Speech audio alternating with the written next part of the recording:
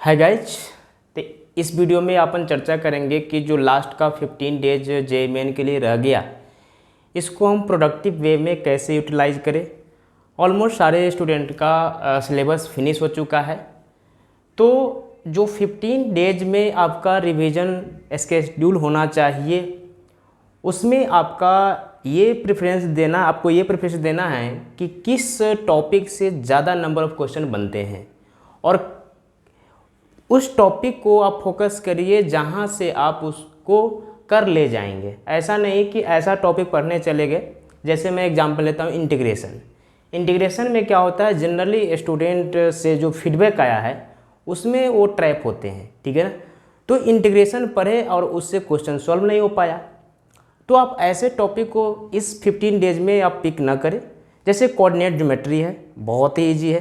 Calculus में major portion जो है बहुत ही ईजी है एक्सेप्ट इंटीग्रेशन। तो आप इसको रिवाइज करें और इससे क्वेश्चन प्रीवियस ईयर में जो रिसेंट 10 ईयर है उसको फोकस करें, तो इससे आपका रिदम बना रहेगा। सबसे पहले आप क्लॉक में टाइमर सेट करें, ठीक है ना।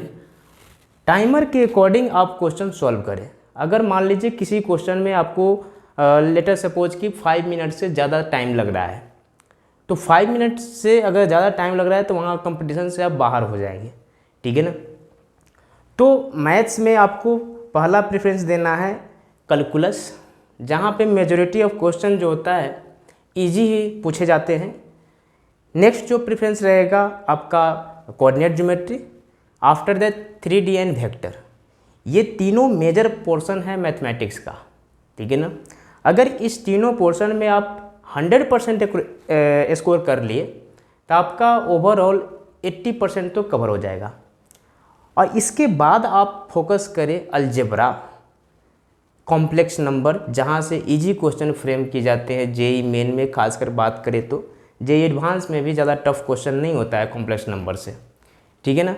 तो आप इस पोर्शन को, हाँ, मैट्रिक्स एंड डिटर्मिनेंट बहुत ही हलवा टाइप टॉपिक है। इसमें तो बस दाएं बाएं करते रहना है और आंसर आ जाता है, ठीक है ना। तो ये सब पोर्शन को आप ध्यान दें और क्वेश्चन जितना ज़्यादा से ज़्यादा हो सके, देखिए प्रीवियस 10 ईयर पे फोकस तो करना ही है। अगर आपको टाइम उसके अलावा भी बचता है तो आप अदर क्वेश्चन सॉल्व करें, ठीक है ना। तो ये हो गई मैथ्स की बात। अब आते हैं फिजिक्स में। फिजिक्स में क्या है, 11th और 12th पोर्शन है। तो जनरली जो स्टूडेंट का फीडबैक रहा है उसके अकॉर्डिंग जो 12th पोर्शन है इजी पार्ट है। और जेई में अगर देखा जाए तो कभी कभी 50-50 रेशियो रहता है, लेकिन जनरली 60 and 40 का रेशियो होता है। तो 60% 12th पोर्शन और 40% 11th पोर्शन, ठीक है। तो 12th पे आप ज़्यादा फोकस करें, क्योंकि टर्म 1 एंड टर्म 2 आपका इस बार एग्ज़ाम हुआ है। मतलब टर्म 1 तो हो चुका है और टर्म 2 होने वाला है, ठीक है ना। तो इस स्पेसिफिक पॉइंट ऑफ व्यू से आप दोनों पे ऑब्जेक्टिव माइंड अप्लाई किए हैं, ठीक है ना। अभी सब्जेक्टिव होएगा, लेकिन जो प्रीवियस ये प्री बोर्ड हुआ, सॉरी टर्म 1 का जो बोर्ड हुआ था एग्ज़ाम, उसमें ऑब्जेक्टिव था।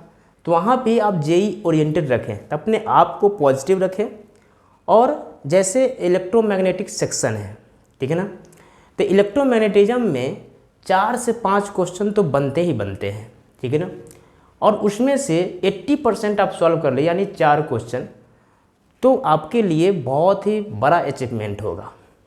दूसरा सेक्शन आता है मॉडर्न फिजिक्स। मॉडर्न फिजिक्स से भी बहुत ही सिंपल क्वेश्चन बनते हैं, लेकिन यहाँ पे कैलकुलेशन का ध्यान रखना है। कैलकुलेशन आप एक्यूरेटली कर लिए तो आपका वहाँ पे ही मान लीजिए सिलेक्शन हो चुका है, ठीक है ना। क्योंकि ये दोनों पोर्शन ऐसे हैं, अगर यहाँ से 80% स्कोर कर लिए तो ओवरऑल फिजिक्स में आपका 50% स्कोर हो जाएगा, ठीक है ना। Ray optics and wave optics, ये दोनों सेक्शन बहुत ही सिंपल है जेई पॉइंट ऑफ व्यू से, ठीक है ना। एडवांस तो थोड़ा सा घुमा भी देता है, लेकिन जेई पॉइंट ऑफ व्यू से बहुत ही सिंपल है। तो इस पोर्शन पे आपको ध्यान रखना है, ठीक है ना। जैसे कुछ स्टेटमेंट है और वो थ्योरेटिकल क्वेश्चन बनते हैं, तो वो जो थ्योरेटिकल कॉन्सेप्ट है उसका फंडामेंटल क्लियर होना चाहिए। अगर फंडामेंटल क्लियर नहीं है तो जेई कभी कभी घुमा देता है और वहाँ से आप जहाँ पे +4 आना था वहाँ पे -1 हो जाएगा। तो ये सब बातों को ध्यान रखना है जो आपको 15 डे में आपके मार्क्स में इम्प्रूवमेंट दिलाएगा, ठीक है ना।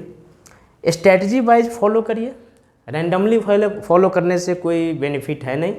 रैंडमली करें, कभी मन करेगा कि मैथ्स पढ़ लो, कभी फिजिक्स पढ़ लो, केमिस्ट्री पढ़ लो। एक बात का फोकस रखें, जिस स्टूडेंट का केमिस्ट्री अच्छा है तो केमिस्ट्री पे ज़्यादा फोकस करिए, क्योंकि केमिस्ट्री मोर स्कोरिंग होता है और उसमें पॉजिटिव थिंग ये है कि कैलकुलेशन नहीं होता है। तो ये सब बातों को आप ध्यान रखें, ठीक है ना। स्पेशली जो लुधियाना जोन का स्टूडेंट है, यहाँ पे केमिस्ट्री में इशू फेस करते हैं, तो वो लोग को अगर फिजिक्स और मैथ अच्छा है तो फिजिक्स पे ज़्यादा फोकस करके फिजिक्स में ज़्यादा स्कोर कर सकते हैं, और मैथ्स में थोड़ा सा लेस स्कोर होगा क्योंकि उसमें कैलकुलेशन है। विद इन टाइम जो फिजिक्स का क्वेश्चन होगा वो बहुत ही कम टाइम लेता है, बट मैथ का क्वेश्चन अगर इजी भी है तो कैलकुलेशन करा लेगा आपको, तो टाइम ज़्यादा लेता है, ठीक है ना। तो स्पेशली लुधियाना जोन की बात करें तो यहाँ के बच्चे जो भी है फिजिक्स एंड मैथ पे फोकस करते हैं, और 1% होता है कि केमिस्ट्री स्ट्रांग होता है, ठीक है ना। अगर है तो आपके लिए बेटर है, ठीक है। तो ये सब बातों को आप ध्यान दें। लास्ट के 15 डेज आपके लिए बहुत इंपॉर्टेंट है। इसके बाद प्रेशर है कि बोर्ड का एग्ज़ाम आना है, वहाँ पे सब्जेक्टिव अटैम्प्ट करना है, यहाँ पे जेई लिखना है, स्ट्राइक चल रहे हैं, स्ट्राइक से हमें नहीं लगता है कोई आउटपुट निकलने वाला है, ठीक है। आप अपने प्रिपरेशन पे फोकस करते रहें और जितना ज़्यादा से ज़्यादा हो सके अपने मार्क्स को मैक्सिमाइज करने का ट्राई करें, क्योंकि एक बार आपका नंबर आ जाता है तो फिर आप ही का होने वाला है सारा दुनिया, ठीक है ना। तो ये सब पे ध्यान रखना है।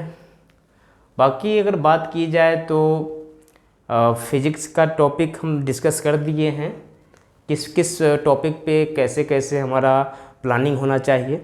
11th की बात करें तो वहाँ से आप मैकेनिक्स को तो छोड़ ही दीजिए।